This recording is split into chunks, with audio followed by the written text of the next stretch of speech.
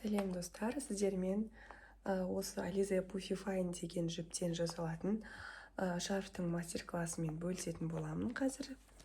Видеоның соңына дейін қарап көріңіздер. Бұл жіптің ерекшелігі оған крючоктың да спицаның да қолданудың қажеті жоқ. Тек қана мынау екі қолыңызды дұрыс қолдана білсеңіздер әдемі бұйымдар жасап шығуға болады.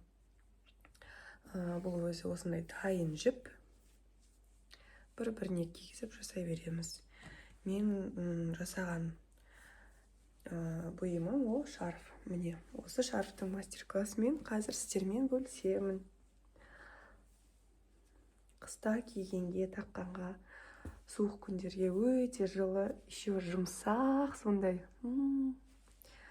Видеоның соңына дейін қарап, міндетті түрде осы жіптен шарф жасап көріңіздер. Puffy Fine деген жіп қажет.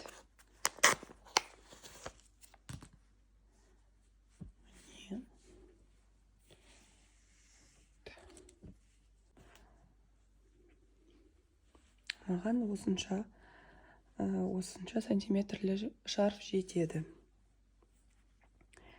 Міне, екінші қатарды бұлай бір-біріне кигізіп шығамыз.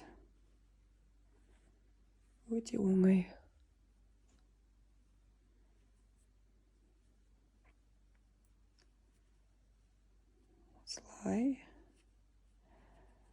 Осылай. Жіптеріңіз шатасып кетпесін. Бізде узор пайда бола бастады.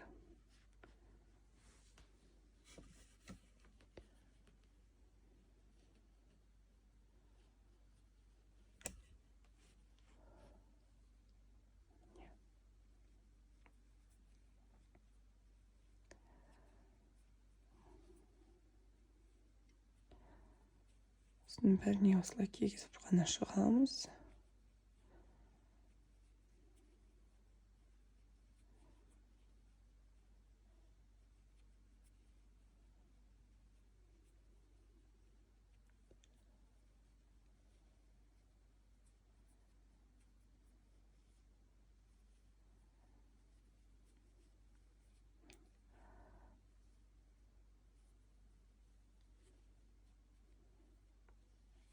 Көрдіңіздер.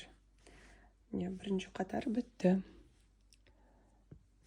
Енді екінші келесі қатар.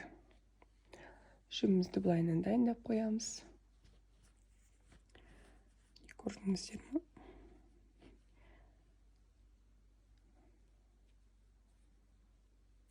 Барлығын осылай бір-біріне кигізіп шығамыз.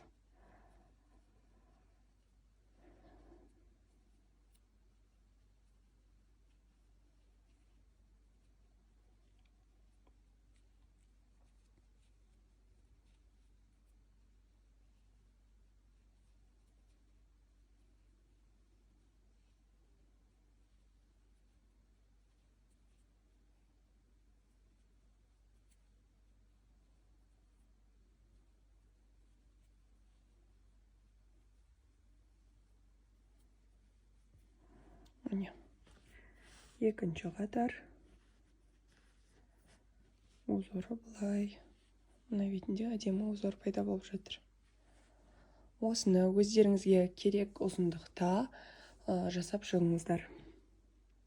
Достар, міне мен соңғы қатарға келдім. Міне мына соңғы қатарды, соңғы петлясын бір-біріне кигізіп жатырмын.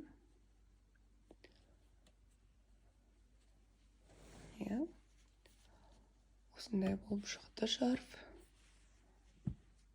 Міне, мына бетінен. Енді қатарымызды аяқтаймыз. Ол үшін біз былай жасаймыз. Мына соңғы нелерді жіпті былай бір-біріне кигізіп шығамыз. Міне. Косичка сияқты болып шығады. Өрілген сияқты. Міне. Оңға қарай кигізе береміз бір-біріне.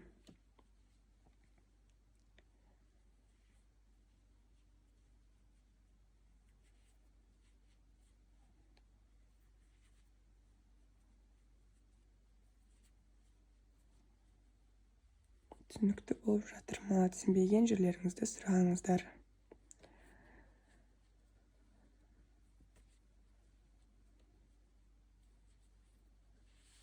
Өте оңай, крючоктың да спицаның да қажеті жоқ.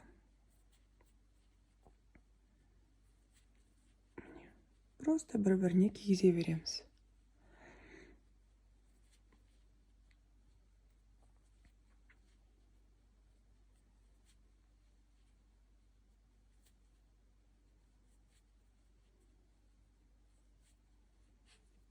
Міне, қатарымыз аяқталды. Енді мына жіпті қазір жасыратын боламыз. Қайшыны аламын. Осылай қырқа саламын.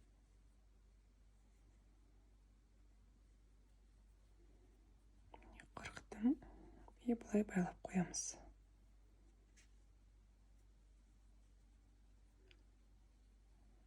Тағы да бір рет байласақ болады.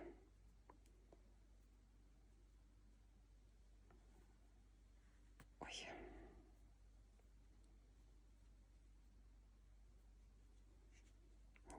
Екі рет байладым. Мына жіпті былай арасына тығып жүреміз. Вот. Мына жерде де жіп қалып кетті, оны да осылай арасына тығып жібереміз. Байқалмай қалады.